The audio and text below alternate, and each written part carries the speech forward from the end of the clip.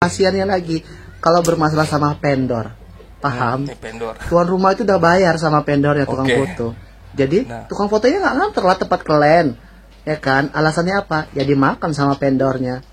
Yang sedih tukang foto. Oke, nah nanti teman-teman akan ketemu dengan masalah bekerja sama dengan vendor. Itu sudah pasti rata-rata fotografer pasti sudah ngerasai semua. Kalau saya udah khatam kalau udah kayak gitu-gitu. Saya bergelut di wedding fotografi sudah 2009 mau 13 tahun.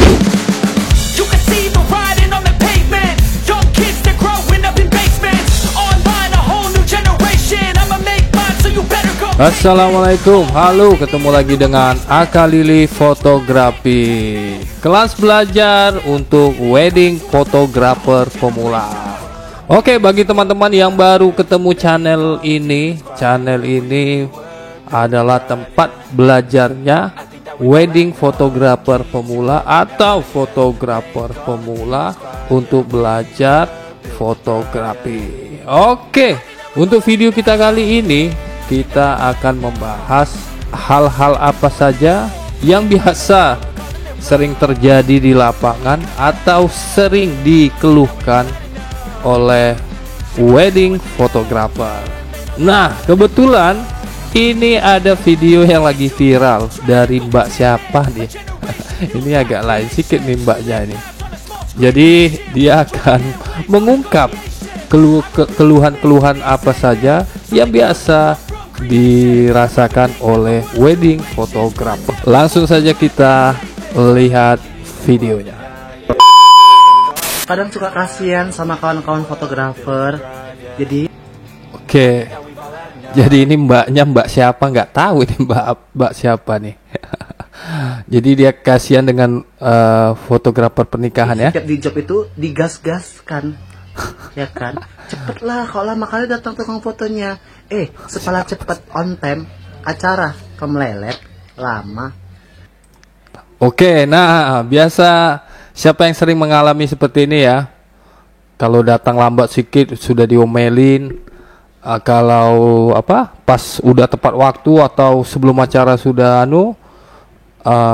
ternyata acaranya diundur. Nah, jadi di sini sebagai wedding photographer sebaiknya kita datang itu tepat waktu. Tepat waktu itu bukan berarti jam 9 akad nikah dimulai, jam 9 kita datang. Itu bukan tepat waktu.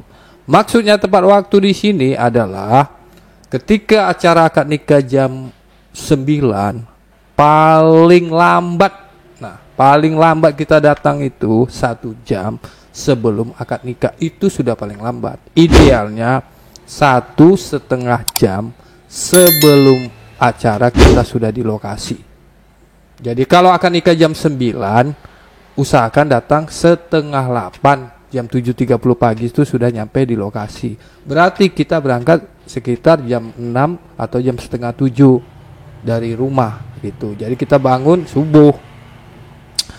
Nah, itu yang paling idealnya seperti itu ya. Tapi kalau ini sudah kita lakukan, pasti nggak akan ada keluh-keluhan yang seperti ini. Oke, kita lanjut lagi. Udah gitu, kalian cuma ngejob 1 roll 2 roll aja, nggak usah kayak kali. Banyak kali gaya, banyak kali baju. Kecuali kalian paketan. Pikir. Jadi keluhan ini lebih ditujukan kepada calon klien ini, pengantin ya. Yang banyak terjadi di lapangan seperti itu. Jadi mesan foto dengan 1 roll, 2 roll, tapi bajunya banyak.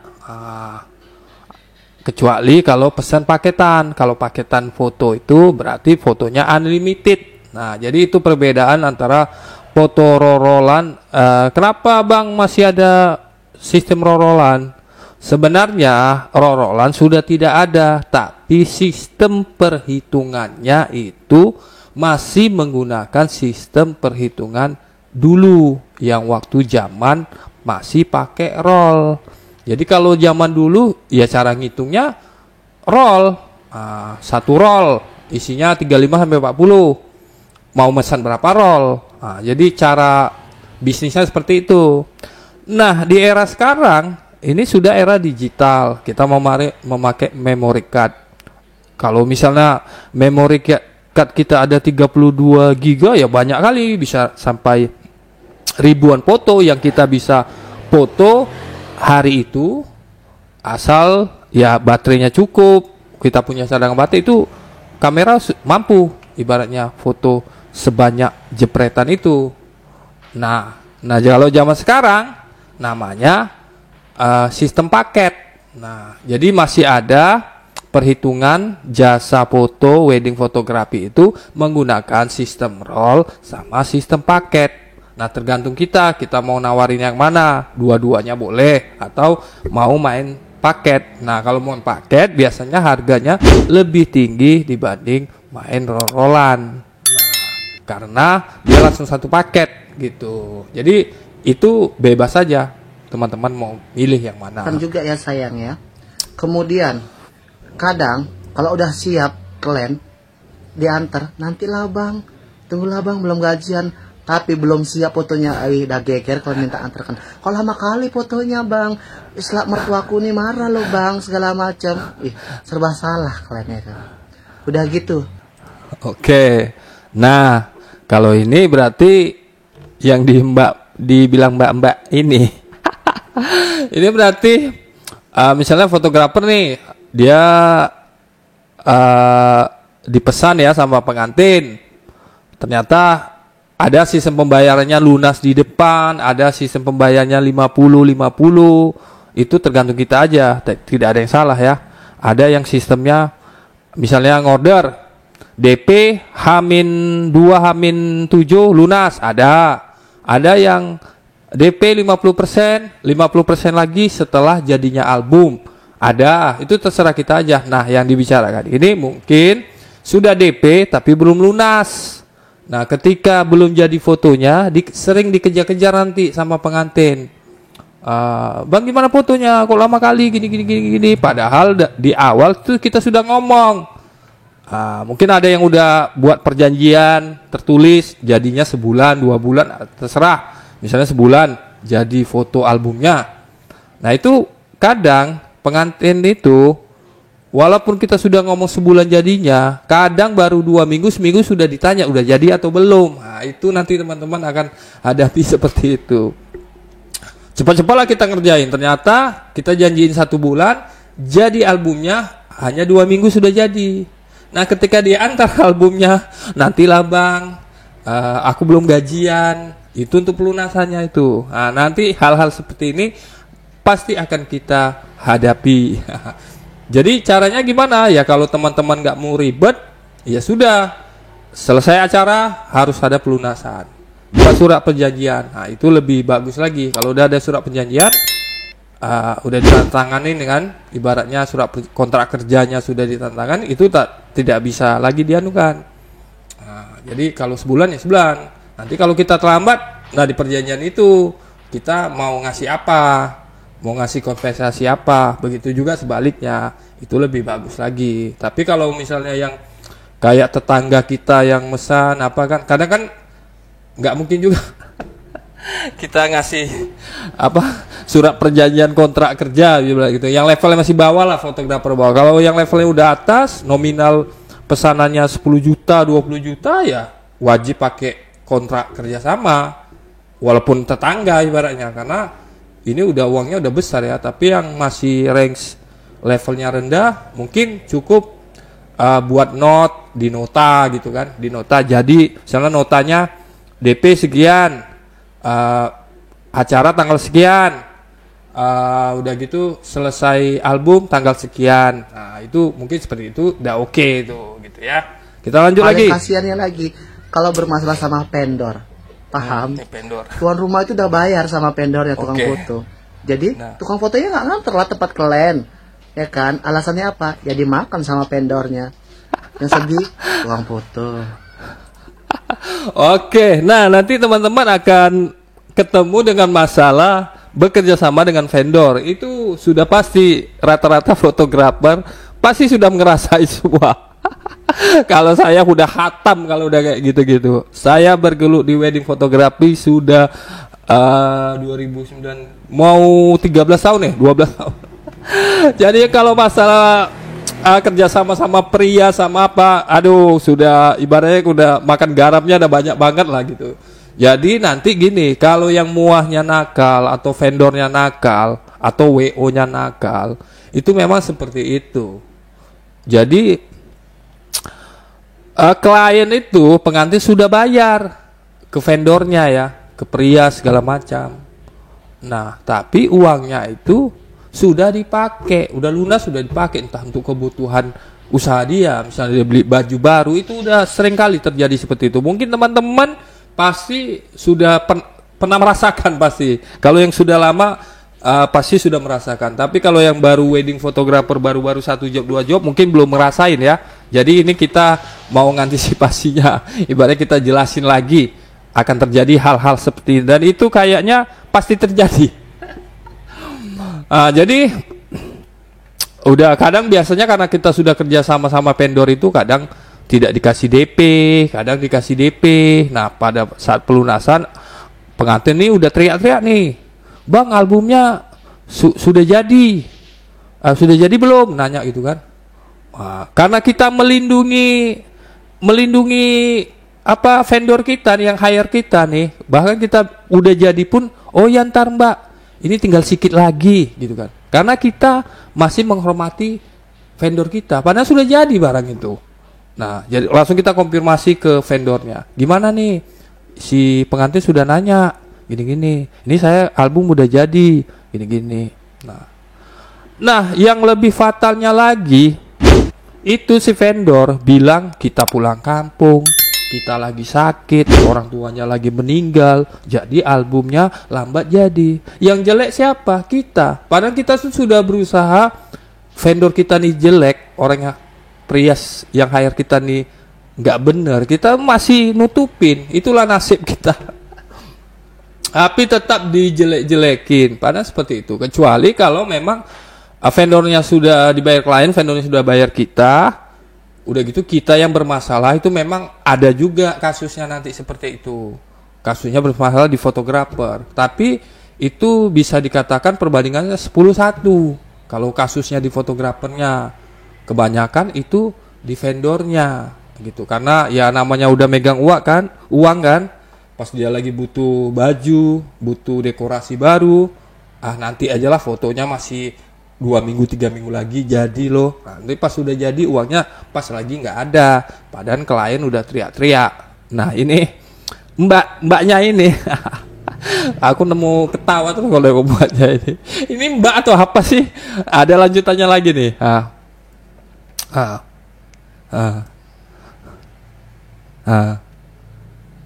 Nah benar.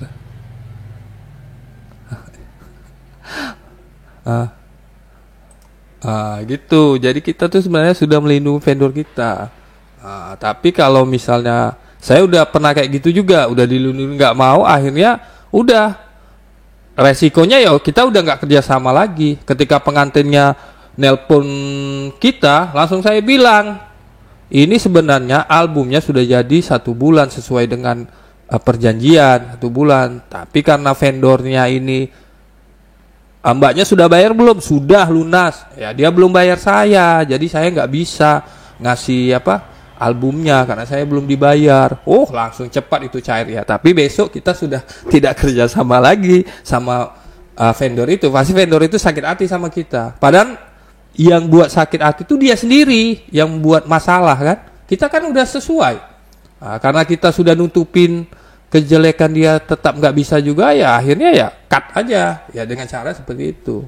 Ada lagi, saya udah sering tuh vendor dekorasi perias uang 2 juta lagi, itu sampai kita nagih ke vendornya, sampai pengantin nagih ke vendor itu sampai nggak dapat uang 2 jutanya itu. Padahal 2 jutanya itu pengantin sudah bayar ke vendornya. Tapi vendor tidak bayar kita. Akhirnya karena ya kita nggak mau rugi juga lah, ibaratnya masih ada sisa 2 juta, ini album kita nggak bisa ngasih ke klien. Kalau kita nggak ngasih ke klien kita nggak dapat apa-apa, Klien juga begitu. Klien sudah bayar full, tetapi nggak mungkin juga klien bayar lagi 2 juta ke saya sisa pembayarannya. Akhirnya kita rembukan, Mbak, saya punya ide, kan si vendor ini masih ada tagihan sama saya 2 juta. Gimana kalau Mbak mau saya rugi 1 juta, Mbak rugi 1 juta juga. Nah, saya kasih albumnya. Akhirnya ya dengan terpaksa, saya pun kesian juga sama pengantinnya, tapi ya itu untung kita, mau gimana lagi, kita aja sudah dipotong 1 juta kan. Akhirnya pengantin bayar lagi 1 juta ke kita langsung, saya kasihkan albumnya. Itu udah kejadian 2 orang, nggak jelas semua itu. Nah sampai sekarang ya saya itu udah nggak mau lagi kerjasama, masih ada di daerah saya, cuma ibaratnya udah muak lah kita kan. Nah itu hal-hal yang seperti itu nanti pasti teman-teman akan ketemuin. Ya kan, alasannya apa? Ya dimakan sama agar pendernya tidak tercemar nama baiknya, tapi pendernya nggak ada otaknya. Kemudian klien dia tuh menutupi agar pendernya itu tidak tercemar nama baiknya, tapi pendernya nggak ada otaknya. Kemudian tukang foto juga yang disalahkan. Kok abang lama kali, sementara dia tuh menutupi agar pendernya itu tidak tercemar nama baiknya, tapi pendernya nggak ada otaknya. Kemudian klien kalau mau berfoto ria itu tengok-tengok sayang ya, tengok-tengok tukang fotonya, jangan kena asal suruh aja. Dia udah bawa kamera ya, dia tugas dia tuh moto pakai kamera, jangan pakai handphone klien. Kalau pakai handphone klien nggak usah pakai tukang foto sayang, bawa kau abang kau suruh foto aja bisa, nggak usah pakai fotografer ya. Oke, nah ini di zaman digital ini fenomena yang terjadi lagi di wedding photographer itu yaitu moto pakai handphone, minta tolong moto ke fotografer pakai handphone.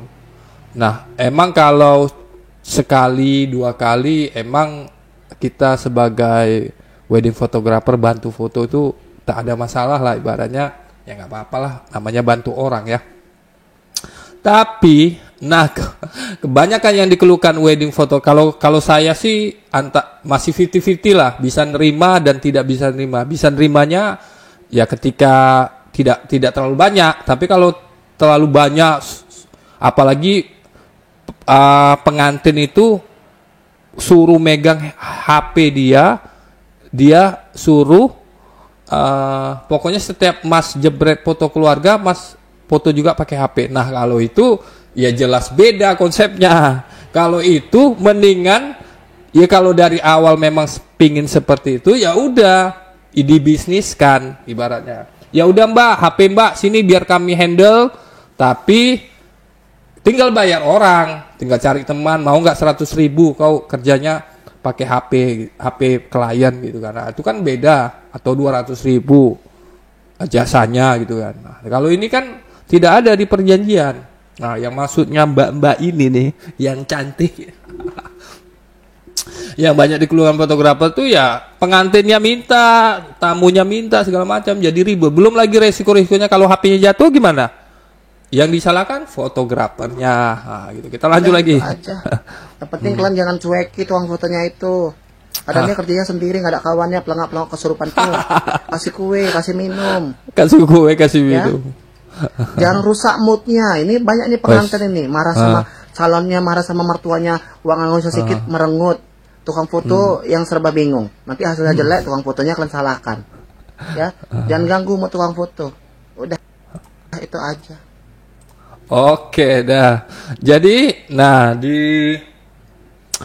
pada saat kita mau menjadi wedding photographer itu kadang banyak kejadian-kejadian yang di luar dugaan ya. Mungkin ya itu yang disebutkan mbak-mbaknya tadi itu. Jadi kadang pengantin ini moodnya nggak bagus ya karena berantem atau beradu argumen sama mertua, sama makan pada pasangannya sendiri gitu. Nah, jadi itu kadang membuat kita tuh serba salah ya.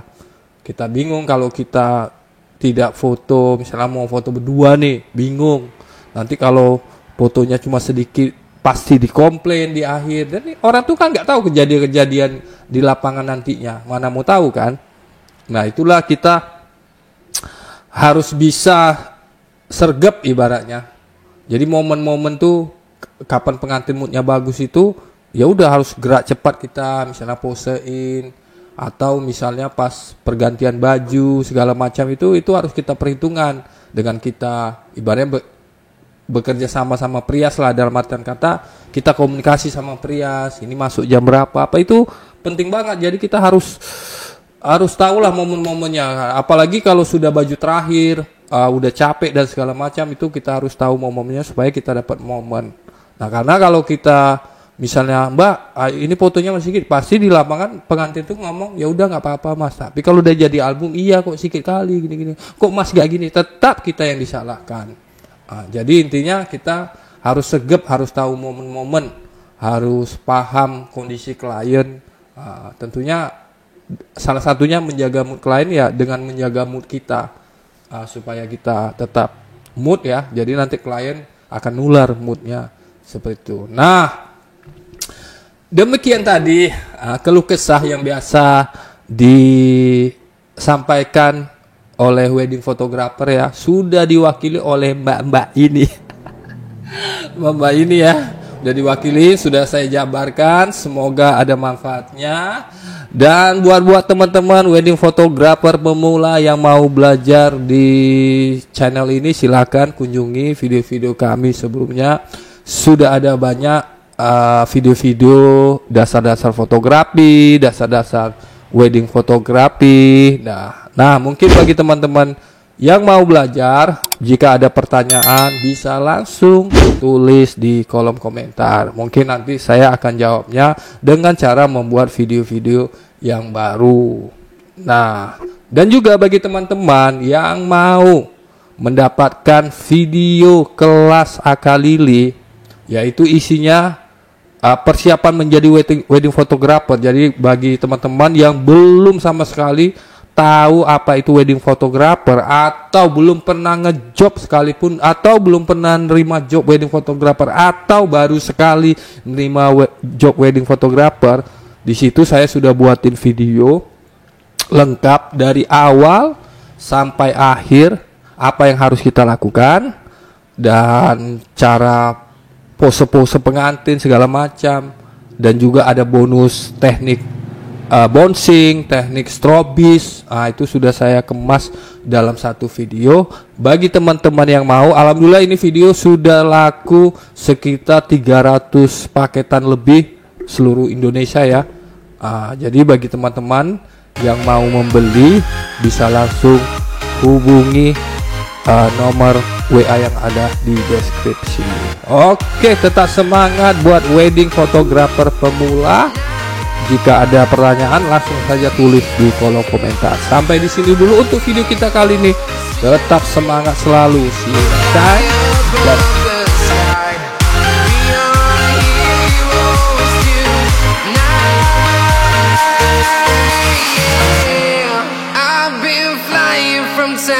Town, from London to Taiwan.